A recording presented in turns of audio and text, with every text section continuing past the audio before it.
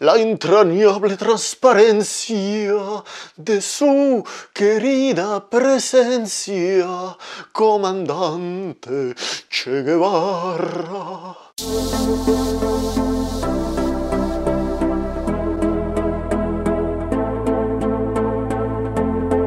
Bonjour à tous et bienvenue pour cette nouvelle critique, on va dire en post-projection, parce que le film ne sort pas au cinéma, il est sorti directement en vidéo, et c'est pas un grand film que tout le monde attend, etc., etc. Voilà.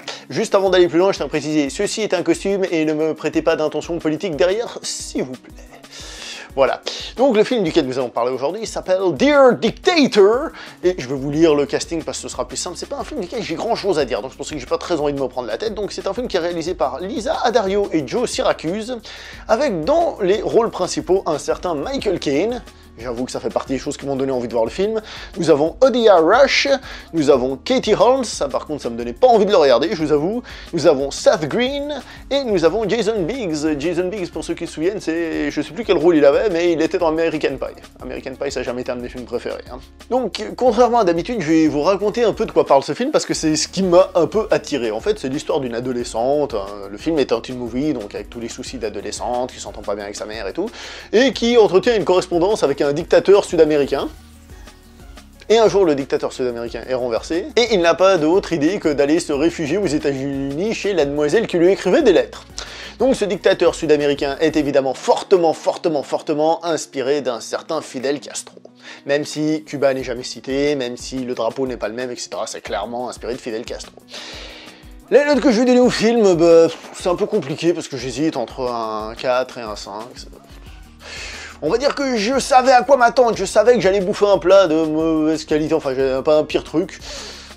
Allez, je vais être gentil, allez, 5 sur 10, comme vous savez, 5 sur 10 pour moi c'est pas un truc de ouf, c'est juste, voilà quoi, ils ont fait ce qu'il fallait faire.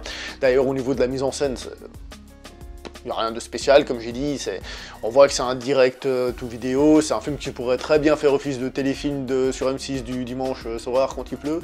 Après-midi, dimanche après-midi quand il pleut. Au niveau de l'interprétation des acteurs, bah, comme je vous ai dit, il y a Michael Caine, c'est lui qui m'a intéressé, mais c'est un acteur que j'aime bien malgré tout, hein. D'ailleurs, quand même, il fait ce film, il a 85 ans le mec, hein, ou 84, ça dépend quand il a été tourné exactement, mais pour vous dire l'âge du monsieur quand même, et puis c'est Michael Caine quoi.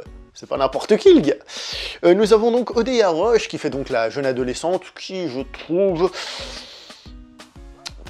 J'ai trouvé pas génial au début, elle en fait un petit peu trop, enfin après ça c'est peut-être dû à la direction, mais en règle générale j'ai trouvé l'interprétation très moyenne, à aucun moment on s'emballe non plus quand ça commence à aller mieux, etc. etc.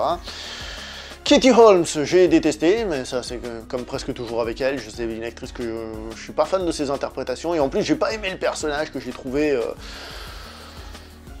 En gros, pour faire simple, elle fait une femme célibataire qui recherche l'entrejambe, on va dire, pour être simple.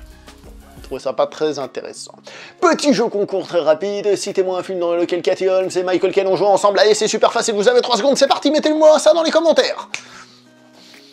Voilà, vous avez la réponse, c'est hyper simple. Hein.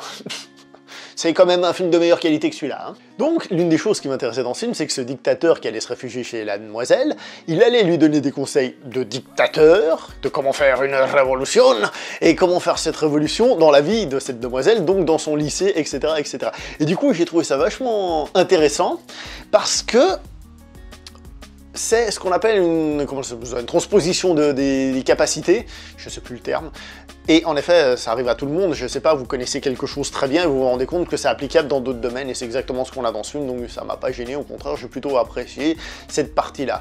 On ne montre pas évidemment que les côtés positifs du dictateur, hein, on montre aussi qu'après, bah tiens, finalement, il a aussi des côtés négatifs, mais bon, en même temps, c'était attendu, tout ça, et on sait qu'il va repartir en aidant un peu tout le monde, donc du coup, il y a la fille qui est certes aidée, mais il y a aussi la mère qui a sa petite histoire, comme j'ai dit, pas super intéressante, mais qui est aussi aidée au final.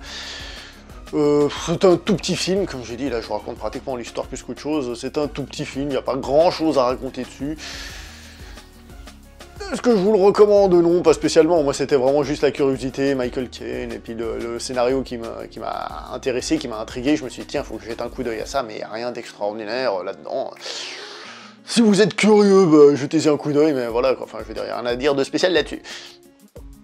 juste pour vous signaler que le film existait et que son scénario pouvait peut-être intéresser. C'est plus ça l'intérêt de cette vidéo qu'autre chose. En ce qui me concerne, c'est un film que je ne reverrai pas. Il fait seulement 1h30, pour ça que je dis, il est un peu honnête, un peu dans sa démarche. C'est pas un film qui va te prendre 2 heures pour faire... Donc, voilà. Vu, oublié, merci, au revoir. Je le reverrai pas. Est-ce que je regrette de l'avoir vu?